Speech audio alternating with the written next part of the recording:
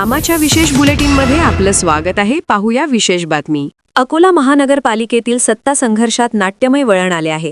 राष्ट्रवादी काँग्रेस शरद पवार गटाच्या 3 नगरसेवकांनी अचानक भूमिका बदलत भाजपसोबत हातमिळवणी केल्याने महापौर पदावर भाजपची बाजी लागण्याची शक्यता बळावली आहे.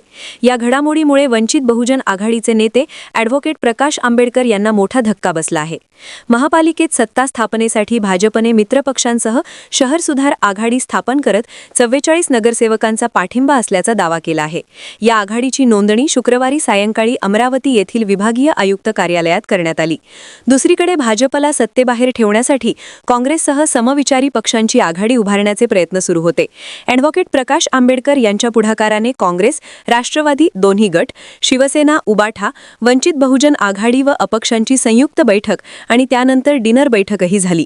मात्र पदवाटपावर एकमत न झाल्याने ही आघाडी प्रत्यक्षात येऊ शकली नाही. याच पार्श्वभूमीवर राष्ट्रवादी शरद पवार गटाचे 3 नगरसेवक भाजपच्या शहर सुधार आघाडीत सामील झाल्याने राजकीय समीकरणे बदलली आहेत. बहुमताच्या जुळवाजुळवीत भाजप आघाडीवर पोहोचल्याने महापालिकेतील सत्ता जवळपास निश्चित मानली जात आहे. 30 जानेवारी रोजी महापौर व उपमहापौर पदाची निवड होणार असून तोपर्यंत आणखी घडामोडी घडतात का याकडे सर्वांचे लक्ष लागले आहे. बातमीला लाईक करा, शेअर करा.